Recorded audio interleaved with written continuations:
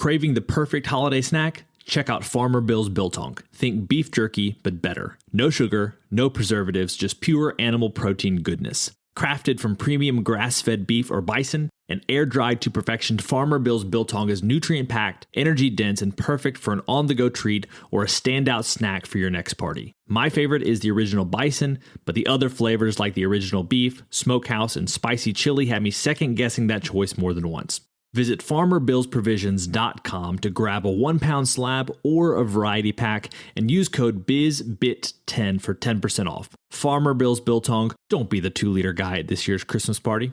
I always wanted to kind of form my own consultancy, my own version of an ad agency, but an ad agency that was for Bitcoin, an ad agency that was for freedom tech. And when I say freedom tech, I'm meaning like Bitcoin-centric companies, open source companies, privacy by design companies, freedom of speech companies, so a whole bunch of Bitcoin adjacent technologies that support humanity, that, encourage a better society, and kind of are a little bit more purposeful to work on. And what's so cool about Bitcoin is that because we are at the very beginning stages of the innovation, I believe that there's going to be so many amazing things built on top of it, combinations with things like Nostr or, other kinds of, freedom tech projects that, the possibilities are endless.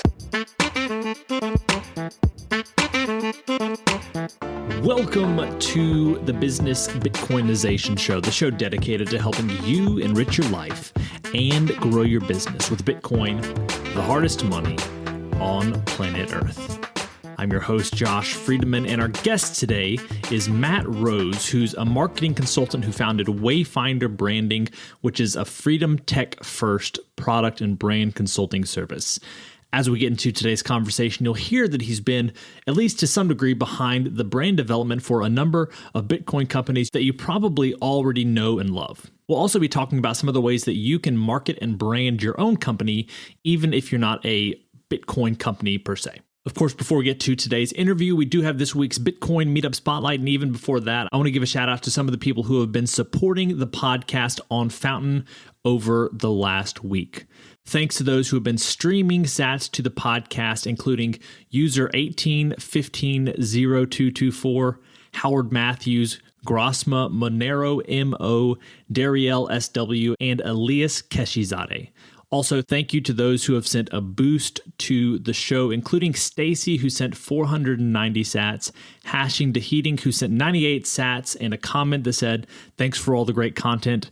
Tora Pottle sent 205 sats, and talking about last week's episode with Keith Laska from Learn Bitcoin. He said, Bitcoin-centric continuing education credits for the win.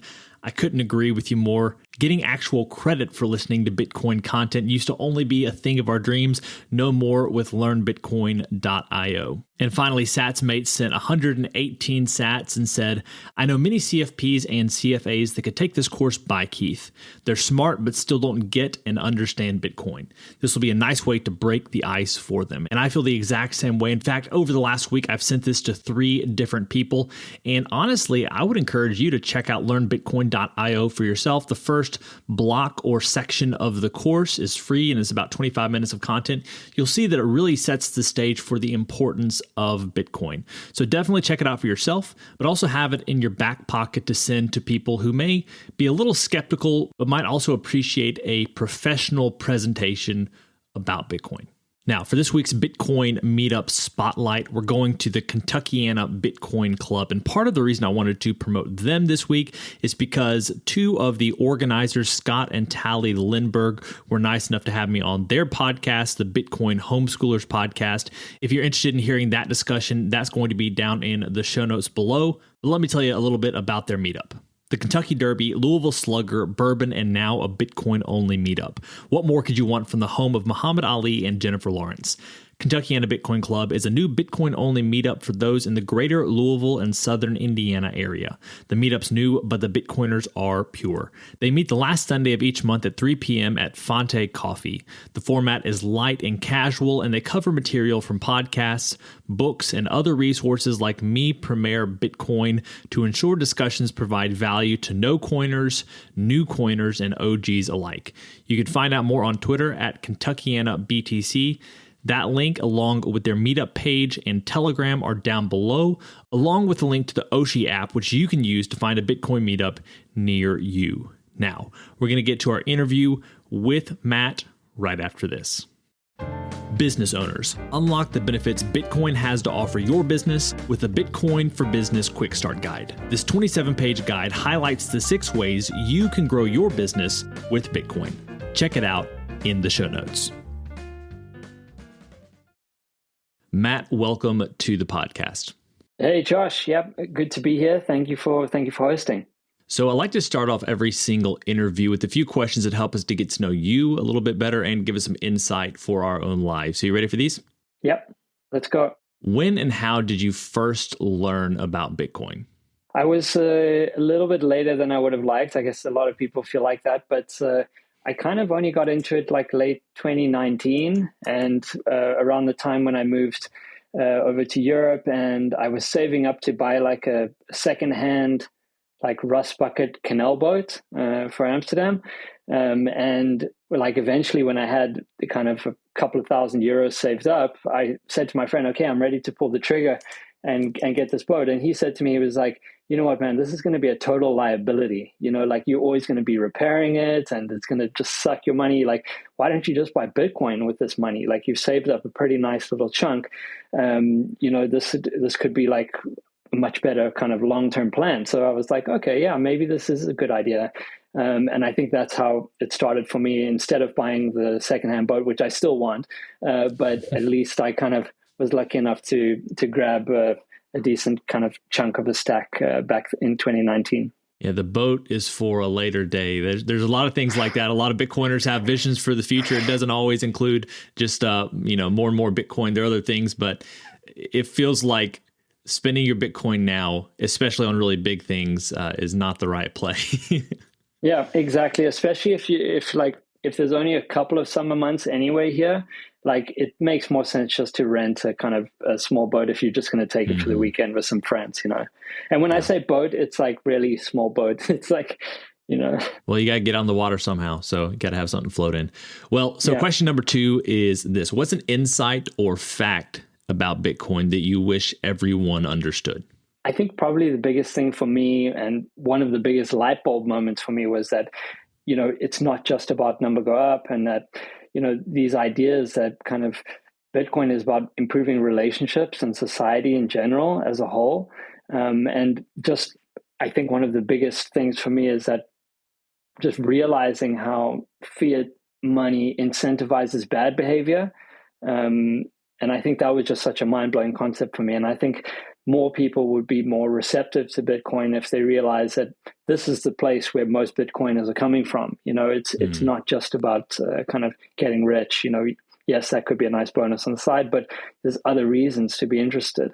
What's the Bitcoin resource you most recommend to other people? Well, I mean, it depends. You know, for me, it always depends on the person. You know, some people are more into kind of macro finance stuff. Some people are more into philosophy. One of my favorite resources is a podcast called the Bitcoin Matrix with Cedric Youngerman. I don't know if you know that one. I love it because for me, Cedric and his guests, they always hit this kind of spot, which kind of is bordering on a little bit of a philosophical angle. And I really love that.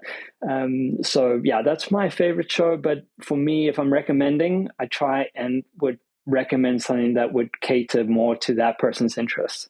Beyond Bitcoin, what is a resource, tool, or idea that's been helpful to you or your work at Wayfinder recently? I guess this is also kind of nerdy interest of mine, but there's something with a really also niche community online that's all about personal knowledge management, or PKM.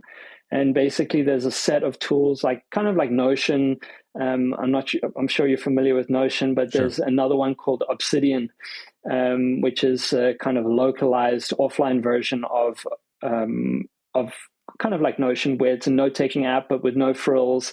And I really love it because it's like, it basically allows you to kind of organically start making notes, linking your notes, and then they start kind of like clustering together. And then you can kind of start discovering like connections between ideas that you hadn't considered before.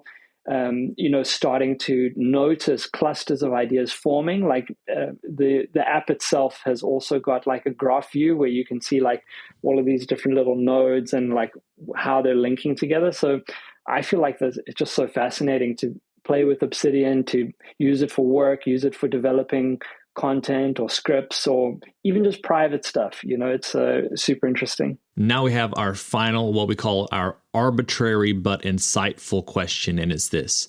As a general life principle, is it better to ask why or why not? I saw this on the prep notes and I was really, I don't know, I was going back and forth on this one.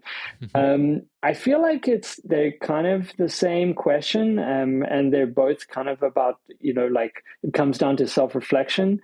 And I'm going to go with why not, purely because it sounds a little bit more proactive and optimistic. But I would say that you could spin why also that way. For me, why not just seems a little bit more proactive. It's like, yeah, why not? Let's do this, or why not? Why shouldn't we do this? Why shouldn't we achieve this? So that was the way I was reading it, but why could also be spun that way too. Meet Linkster, your premier Bitcoin-focused advisor. Linkster caters to businesses, institutions, family offices, and high-net-worth individuals. They merge your unique financial goals and needs with Linkster's Bitcoin expertise to craft your own sustainable plan to preserve and grow the value of your hard-earned profits and retained earnings. At Linkster, it's not just advice, it's tailored execution. Connect directly with the founder by visiting linkster.com. That's LYNCSTER.com. Linkster. Secure your future with Bitcoin. Today's episode of Business Bitcoinization is proudly brought to you by Velis Commerce, where the future of business technology meets Bitcoin. As we journey through the era of Bitcoin and its transformational impact on businesses, there's one name that stands out: Velis Commerce. Whether you're looking to build a cutting-edge website, a seamless mobile app, or custom software, Velis is your go-to team. They've been diving deep into the world of Bitcoin since 2014, making them one of the most experienced groups for integrating Bitcoin and Lightning payments into a variety of digital platforms. But here's what truly sets them apart. Velis Commerce doesn't just build. They bring a wealth of knowledge to ensure your project's success from day one. Their team understands the nuances of Bitcoin, ensuring that your business stays ahead of the curve.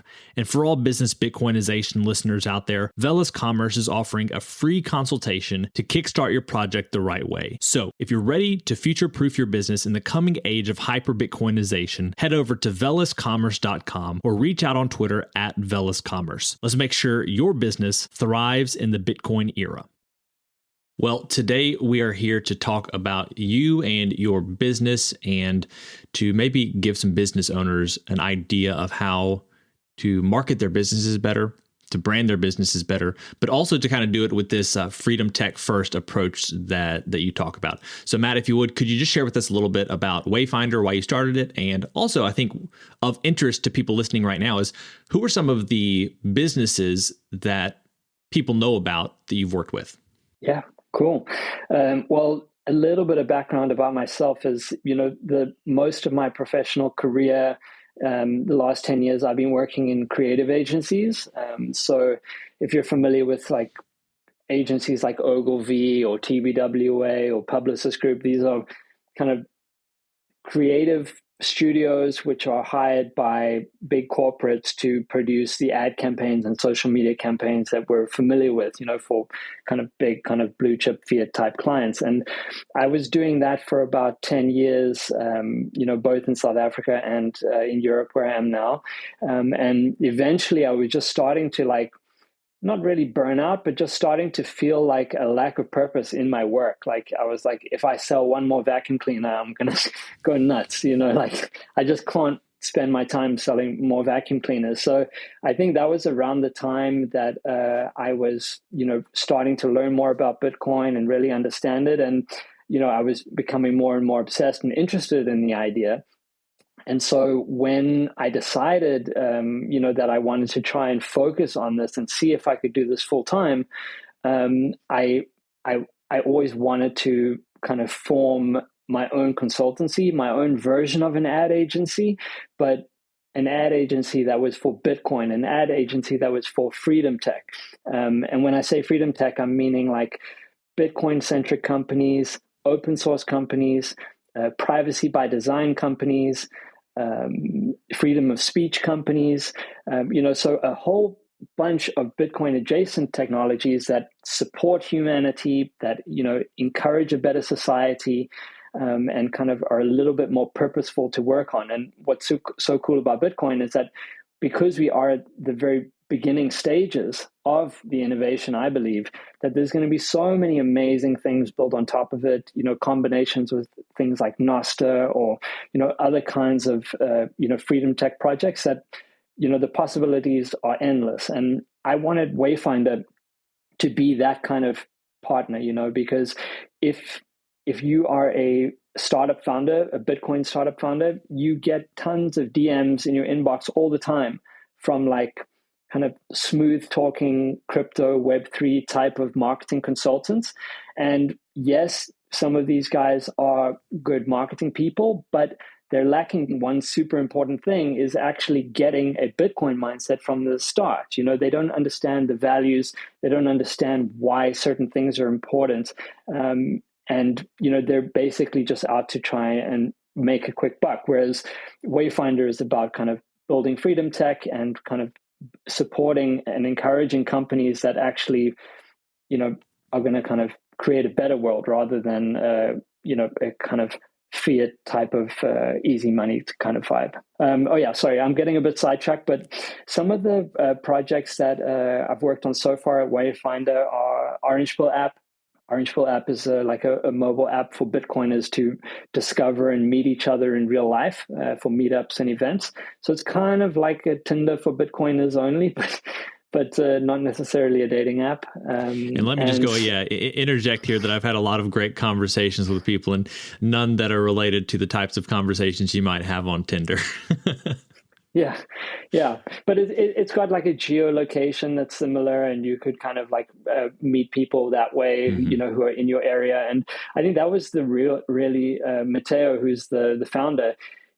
There's so many ways that the app could have been developed out and so many interesting features, but he was always really adamant about making this really single-minded, especially at this beginning stage, is that he just wants us to be about Bitcoiners meeting up and connecting with other Bitcoiners in their area.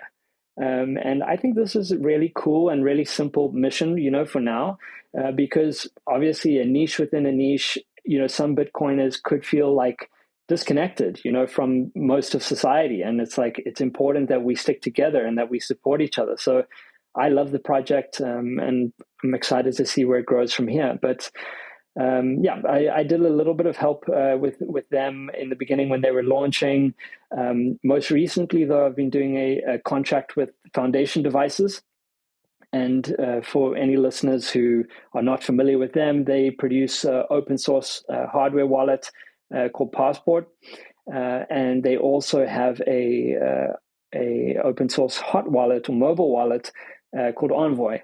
And so I was working with them like the last 6 months, kind of almost crafting their chapter 2 as a brand. Where do they go to from, they had this really strong sovereignty message, and how do they start expanding that out beyond just Bitcoin maxis, and how do they reach that guy who's stuck on Coinbase, who's never taken that self-custody step before, and like, how do we connect with that guy and not just stuck in the echo chamber of Bitcoin maxis? So I think that was also an amazing project. And I thought I knew some stuff about Bitcoin before working at Foundation, but those guys blew my mind. Like amazing talent and experience within that company. So yeah, I learned a ton working with those guys about open source too.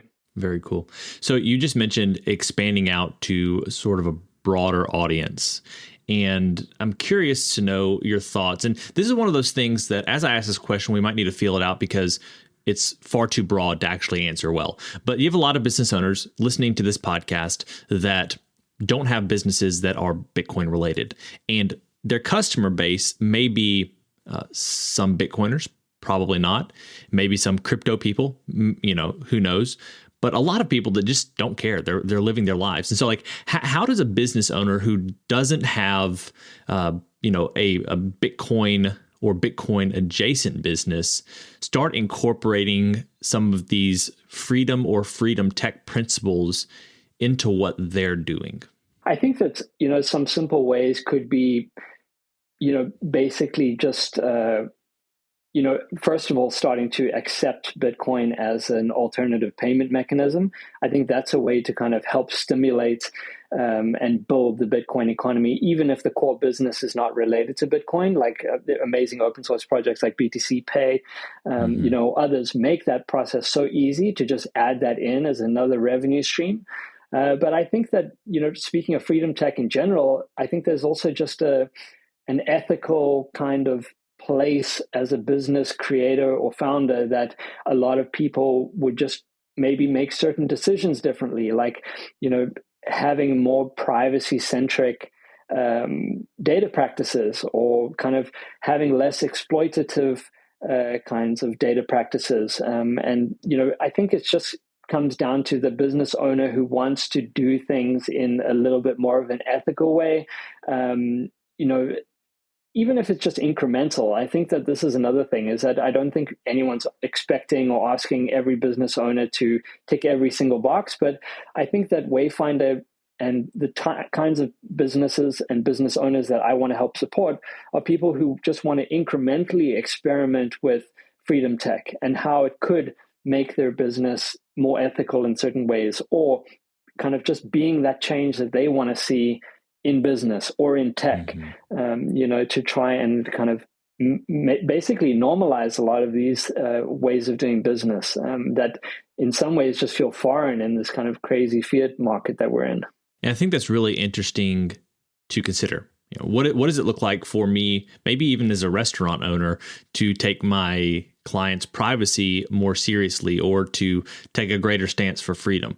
Whether we think about it on a day-to-day basis or not, and I think Bitcoiners are more likely to think about it on a more consistent basis, our freedoms are slowly kind of being taken away from us, slowly but surely, and sometimes it's a little more quickly than we're used to. But people don't really think about that. And when you start saying, hey, we're going to be, we take a stand for freedom here, not in some like red blue way necessarily, but just in general, like we want to protect your privacy. We want to make sure that we're promoting human flourishing, all of these different things. It helps you to stand out from the restaurant next door. And it may seem like a ploy at first, but I think a lot of people who stick to their ethics over time will win new people over to their businesses. Yeah, for sure. And I think that also fundamentally Bitcoiners want to support other Bitcoiners. Even in my town where I live, I was Googling to try and figure out which are the Bitcoin businesses near me. And there's a kind of restaurant bar that's nearby, which you wouldn't know from the outside. You just walk past it and it just looks like any other kind of bar restaurant. But, after discovering that the owner's a Bitcoiner, now I just always go there. If I'm meeting a friend for a beer or something, I would choose that place because I want to support another Bitcoiner. And this is almost like starting to build this parallel circular economy with like-minded individuals, and I think that so many things in society are always trying to split us apart, that it's so important to find these ways to reconnect and kind of stimulate this kind of cohesion. Yeah. And it's really interesting to think about, the connection that Bitcoiners share. If you know someone's a Bitcoiner, all of a sudden you have this, you have some level of shared ethos or shared values that you may not have with other people. Now, it's not to say that Bitcoiners are more closely aligned than any other group in the world, but there's a certain respect for private property and desire to not see people's money silently stolen away that kind of creates this immediate camaraderie. Plus, it's such a niche thing. But I think that even beyond like the niche interest, there are these certain principles that that if there's a business out there that's accepting Bitcoin, that you have this immediate connection with those people. Now, one thing I'd like to turn to is some of these tools that you've found to be beneficial, or you think that might be beneficial to business owners that are open source or more freedom tech focused. You'd mentioned Obsidian earlier. I'm assuming that's open source software. Do you have any other tools that you would recommend that people look into, or maybe just best practices as far as principles go when it comes to marketing, or even just in general operating a business, that are aligned with those principles that you hold so dearly? Yeah, I think that as a business owner, there are kind of really awesome plug and play solutions from companies like BTC Pay. I think that when it comes to just managing your own personal stack and things like that, there's projects like Sparrow or Samurai, which are also interesting. Companies like Foundation as well, for me, are huge difference between, yes, you get hardware wallets and then you get open source hardware wallets. And I think it's like, I just love that Foundation would have this super ethical high ground, which kind of, during Bitcoin Miami, it was actually such a perfect PR opportunity for us, because that was when this Ledger Recover fiasco was happening, where basically the US government could subpoena Ledger to basically give up your seed. And a lot of people were horrified to learn this. And it's because, Ledger wasn't open source enough to kind of make that transparent. And, these kind of things don't happen on Foundation because everything is so transparent. So, I think that depending on the business, there's usually always an open source equivalent, which is sometimes, just as good, if not better. I'm trying to think of the name. I don't want it to slip my mind now. Let me just double check. But there's, if you have an e-commerce website, I think there's an open source module called Medusa. Yeah, it's called Medusa. And this was also one of the things that a small switch you could make. Like if you were running a small kind of e-commerce website, and instead of playing into the big tech equivalent, it could be just as easy to switch over to Medusa as your kind of e-commerce provider. And a lot of this stuff, a fun way to think about it is almost like it's kind of anti-big tech, if that makes sense. So using innovation and technology for kind of the common good, and it can get things done just as well. And it is a spectrum. It's not to say that your project needs to be fully open source, but there's probably a suite of tools available, sometimes for free, or kind of at kind of other kinds of levels of open source spectrum that could be just as useful to you. And these are projects that I like to support and encourage everyone to do the research to switch to these kind of projects.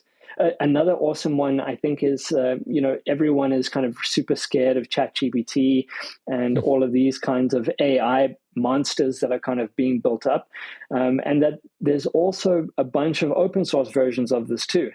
And I think that this is also going to be an important consideration for the future, is that as people start building up personal AI, I don't know what you call it, AI assistant, who is kind of Josh's personal kind of AI, do you want that to be kind of owned as an asset with OpenAI, or do you want it to be something that you can own yourself, and take custody and privacy of yourself? Because at the end of the day, this is your IP. This is all the work that you've put in. You could be using this to strengthen your own private encrypted AI for Josh and for Josh's stuff, and share that with and who you want to share it with, as opposed to just keeping on feeding the big machine, So these are also important ideas. And I think it's just a matter of being aware of kind of this open source side of the development world. And I'm not a super technical guy myself, and I'm learning more kind of, as I progress every month. But definitely it's a whole nother kind of parallel world within development. You just described basically every Bitcoiner in that we all start learning about Bitcoin and realize there are a bunch of areas that Bitcoin touches that we don't know anything about. And I'm like you, I don't know the technical side as well, but then the technical people come and they're learning about maybe economics or any, energy. There's all sorts of things that we all come to Bitcoin. We have certain areas that we feel a little bit more knowledgeable in. And then there's tons of areas that we have to brush up on or learn about for the first time because there's so many different arenas of life that Bitcoin interfaces with. So before the conversation started, we were talking about, offline, we were talking about books. You looked at the bookshelf behind me and made a comment about it. I'm curious if there are any books that you would recommend that business owners read, or just certain things that you would recommend that they do for their businesses. So like a resource that they should check out, or a book they should read, or some sort of thing they should start doing to kind of up their game when it comes to marketing their business. I think, when it comes to marketing, a lot of kind of trends come and go really fast, but there are certain kind of fundamentals that I think are often missing when it comes to especially new startups, small teams who have never had a kind of professional marketing or brand person on, and they would kind of be on social media just chasing every trend. And I think what I would encourage them to look at is basically some books or resources about kind of customer experience or user experience, but not in the sense of app design. I'm meaning more in the kind of empathy sense. And basically what I mean by that is like, where your product starts, your digital product, at the very bottom of the pyramid is this kind of need state of the customer, or your client, and then starting to build up the brand experience from there. And that kind of leads up to the final touch point, which is the kind of actual app experience or the digital product experience or the physical product experience, whatever it is. But before you get to that, there's a whole bunch of things that then, the communication is informing that, or the values of the brand. Like, I think that the sense of empathy is maybe the best place to start. And there's there's an American guy, I think his name is Scott Kelly, and he has a UX business called IDEO. I think it's maybe something to do with Stanford, but there's also some Dutch guys who have a book called Vision and Product Design. And it's all about this, basically starting to map out what the journey looks like for your customer or your different kinds of customers, and then starting to plot communication points on that, like on these highs and lows. In every kind of product or service, there's moments of kind of really like high emotion, where people, want to share their excitement, or maybe there's other moments of fear or doubt.